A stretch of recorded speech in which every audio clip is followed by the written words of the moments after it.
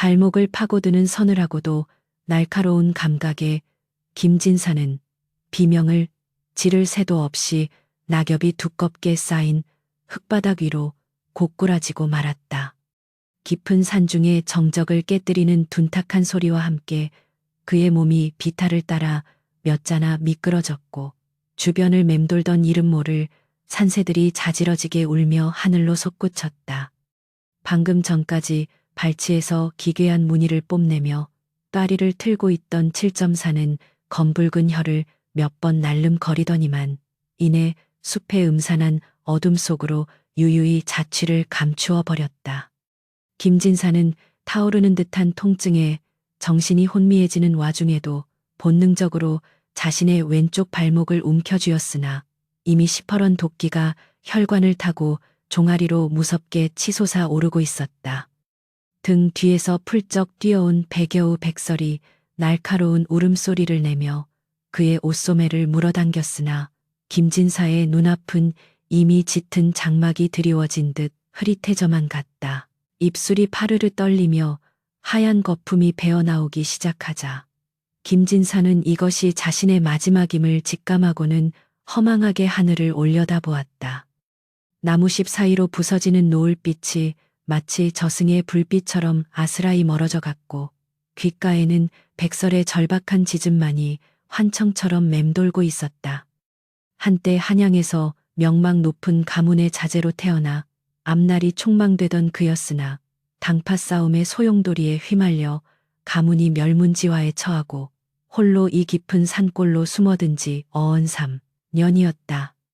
세상에 대한 미련은 없었으나 자신을 부모처럼 따르던 저 어린 짐승을 홀로 남겨두고 떠나야 한다는 사실만 그의 가슴을 갈기갈기 찢어놓고 있었다. 정신이 아득해지는 순간마다 그는 자신의 가슴 위를 핥아대는 백설의 따스한 혀를 느끼며 간신히 의식의 끈을 붙잡고 있었다. 이 비극적인 조우의 시작은 작년 겨울 유난히도 눈이 많이 내렸던 그날로 거슬러 올라가야만 했다. 사냥꾼들이 쳐놓은 쇠덫에 다리가 걸려 피를 흘리며 신음하던 어린 백여우 한 마리를 김진사가 우연히 발견한 것이 모든 인연의 시작이었다. 당시 김진사는 자신 역시 세상으로부터 버림받았다는 동질감에 짐승의 고통을 외면하지 못하고 정성껏 상처를 돌보아 주었다. 눈처럼 하얀 털을 가졌다 하여 백설이라 이름 붙여진 여우는 완쾌된 후에도 산으로 돌아가지 않고 그림자처럼 그의 곁을 지키며 외로운 산막의 유일한 식구가 되어 주었다. 사람들은 여우가 요물이라며 멀리하라 경고했으나 김진사에게 있어 백설은 그 어떤 인간보다 정직하고 따뜻한 유대를 나누는 유일한 벗이자 자식 같은 존재였다. 지금 그의 발등을 적시는 것은 백설의 눈물인지 아니면 자신의 상처에서 흘러나오는 진물인지 분간할 수 없을 정도로 김진사의 감각은 마비되어 가고 있었다. 7.4의 독은 워낙 맹렬하여 장정이라 할지라도 반 시즌을 버티기 힘들다는 것을 그는 누구보다 잘 알고 있었다. 손끝 하나 까닥할 힘조차 남지 않은 상태에서 그는 자신의 품 안으로 파고드는 여우의 부드러운 털을 느끼며 마지막 힘을 짜내어 낮은 목소리로 읊조렸다. 백설아, 이제는 내 길을 찾아가거라. 더는 이 못난 주인 곁에서 굶주릴 필요가 없으니 어서 멀리 달아나서 내 동료들과 어울려 살아야 한다. 하지만 여우는 주인의 비망 섞인 유언을 알아듣기라도 한 듯 더욱 크게 울부짖으며 그의 가슴팍을 앞발로 거세게 긁어댔다. 여우의 눈동자 속에는 단순한 짐승의 본능을 넘어선 형용할 수 없는 슬픔과 결연한 의지가 서려 있었으나 죽음의 문턱에선 김진사는 그것을 알아차릴 기력이 없었다. 그의 머릿속에는 지난 3년간 백설과 함께 보냈던 소박하고도 평화로웠던 일상들이 주마등처럼 스쳐 지나가며 눈물이 뺨을 타고 흘러내렸다.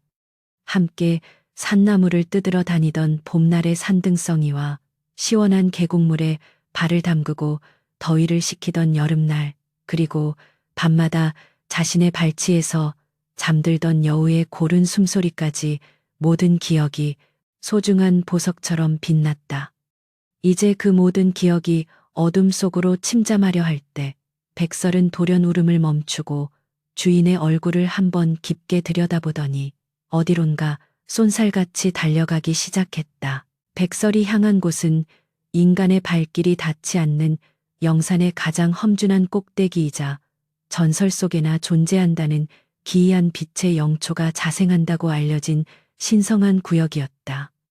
여우는 자신의 가녀린 다리가 바위 틈에 끼어 털이 뽑히고 피가 솟구치는 와중에도 단 한 번도 걸음을 멈추지 않고 절벽을 기어올랐다. 평소라면 두려워했을 호랑이의 포효 소리도 굶주린 늑대들의 번뜩이는 눈빛도 지금의 백설에게는 아무런 장애물이 되지 못했다.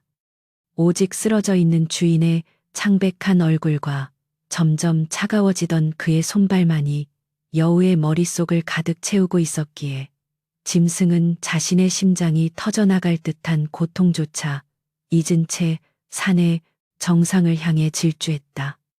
달빛조차 들지 않는 울창한 숲을 지나 안개가 자욱한 벼랑 끝에 다다랐을 때 백설의 눈앞에는 기이한 광경이 펼쳐졌다.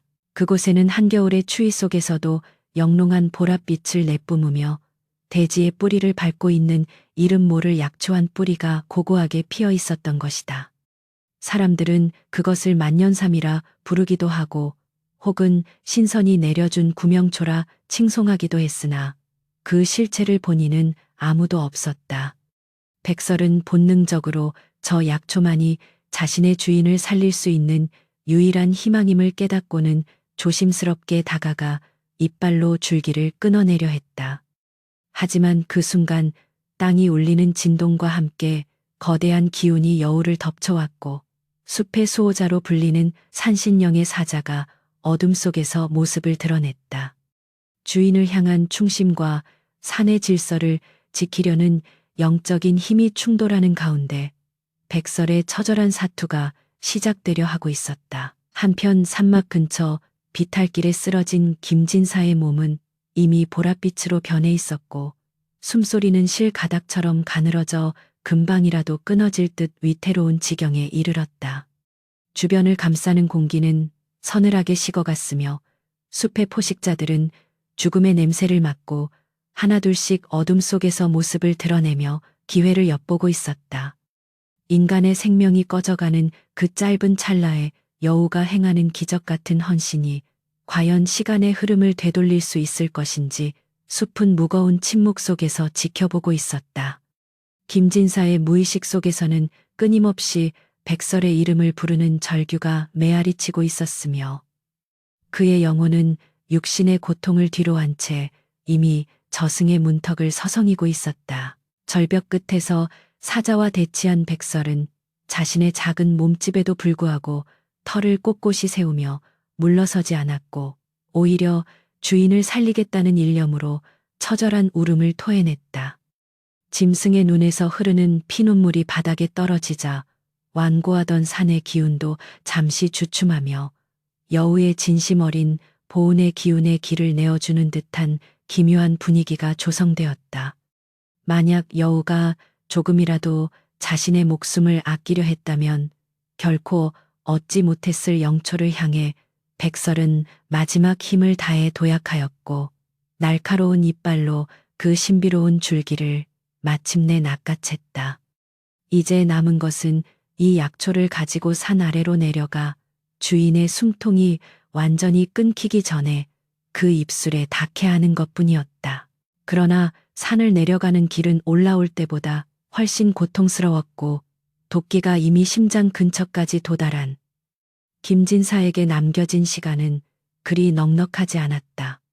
백설은 입안을 가득 채운 쓴 약초의 맛을 견디며 비탈을 구르고 가시덩굴에 온몸이 찢기면서도 단 한순간도 주인의 방향을 잃지 않았다. 멀리서 들려오는 부엉이의 울음소리가 마치 장례를 알리는 종소리처럼 불길하게 들려올 때마다 여우는 더욱 속도를 내어 어둠을 가르고 나아갔다. 과연 이 보잘것없는 짐승의 헌신이 하늘의 뜻을 움직여 이미 정해진 운명을 바꿀 수 있을 것인지 차가운 밤바람만이 숲을 휘젓고 있었다. 눈보라가 몰아치는 산등성이를 가로질러 백설은 미친 듯이 발을 놀렸다. 입안에 머금은 영초의 쓴맛이 혀를 마비시키고 목구멍을 타고 흘러드는 신비로운 기운이 온몸의 근육을 뒤틀리게 했으나 여우는 단 한 번도 이빨에 힘을 풀지 않았다. 주인의 생명이 경각에 달린 이 시각에 자신에게 허락된 것은 오로지 질주뿐이라는 사실을 짐승은 본능적으로 체득하고 있었다. 바위 모서리에 긁혀 너덜너덜해진 발바닥에서는 핏방울이 배어나와 하얀 눈 위에 점점이 붉은 꽃을 피웠으나 백설은 고통을 느낄 새도 없이 어둠이 짙게 깔린 숲의 심연으로 몸을 던졌다. 바람은 마치 여우의 앞길을 막아서려는 듯 매섭게 울부짖으며 털 사이사이를 파고들었고 나뭇가지들은 날카로운 손톱이 되어 여우의 여린 가죽을 사정없이 핥히어댔다. 그 무렵 김진사가 쓰러진 산비탈 아래쪽에서는 횃불 몇 개가 도깨비불처럼 일렁이며 다가오고 있었다. 마을의 탐욕스러운 사냥꾼 장씨와 그의 일행들이 산삼의 기운을 쫓아 이 심산유고까지 기어 들어온 것이었다. 장씨는 코를 킁킁거리며 공기 중에 떠도는 기이하고도 향긋한 냄새를 맡더니만 예사로운 일이 아니라는 듯 횃불을 높이 쳐들고 주변을 살폈다.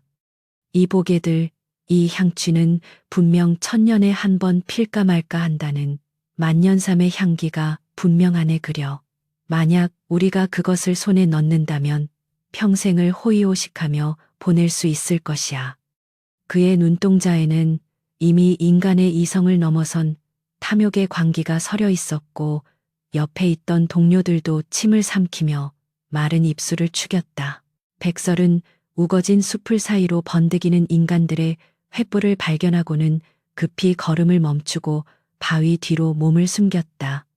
인간들이란 얼마나 잔혹하고 이기적인 존재들인가를 여우는 이미 오래전 덫에 걸렸을 때 뼈저리게 느낀 바 있었다.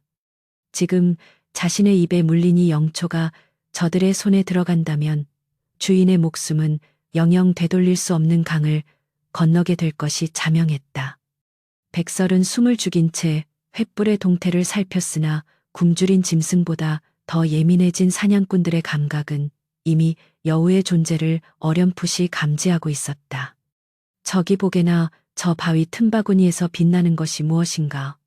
혹시 우리가 찾던 보물이 저 짐승의 입에 물려 있는 것이 아니냐며. 장씨가 소리치자 일행은 일제히 화살을 겨누었다. 공기를 가르는 날카로운 파공음과 함께 화살 한 대가 백설의 어깨를 스치고 지나갔다. 여우는 짧은 비명을 삼키며 다시금 숲속으로 몸을 날렸으나 상처에서 흘러나온 피가 눈 위로 떨어져 도주 경로를 고스란히 노출시키고 말았다. 뒤를 쫓는 사냥꾼들의 거친 숨소리와 욕설이 귓전을 때릴 때마다 백설은 심장이 터져나갈 듯한 압박감을 느꼈다. 주인을 살려야 한다는 일념과 자신을 쫓는 죽음의 공포가 교차하는 가운데 여우의 머릿속에는 오직 김진사의 인자한 미소만이 등불처럼 환하게 빛나고 있었다. 그분은 나를 짐승이라 천대하지 않고 추운 겨울날 자신의 이불 속을 내어주던 유일한 분이셨는데 어찌 내가 여기서 무너질 수 있겠는가 하는 생각이 여우의 사지에 새로운 힘을 불어넣었다.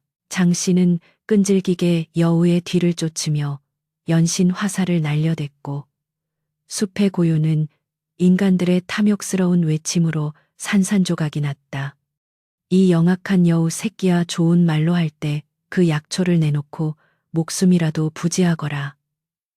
감히 미천한 짐승이 하늘의 보물을 탐내다니 내 놈의 가죽을 벗겨 시장에 내다 팔아주마. 그의 목소리는 증오와 갈망이 뒤섞여 마치 앞귀의 울음소리처럼 들렸으며 어둠 속에서 번뜩이는 화살촉은 여우의 심장을 노리고 있었다. 백설은 지형지물을 교묘하게 이용하며 가시덩굴 속으로 몸을 숨기기도 하고 깎아지른 듯한 절벽 위를 위태롭게 달리며 인간들의 추격을 따돌리려 애를 썼다. 하지만 이미 지칠 대로 지친 여우의 체력은 바닥을 드러내고 있었고 상처 입은 다리는 점점 무거워져만 갔다.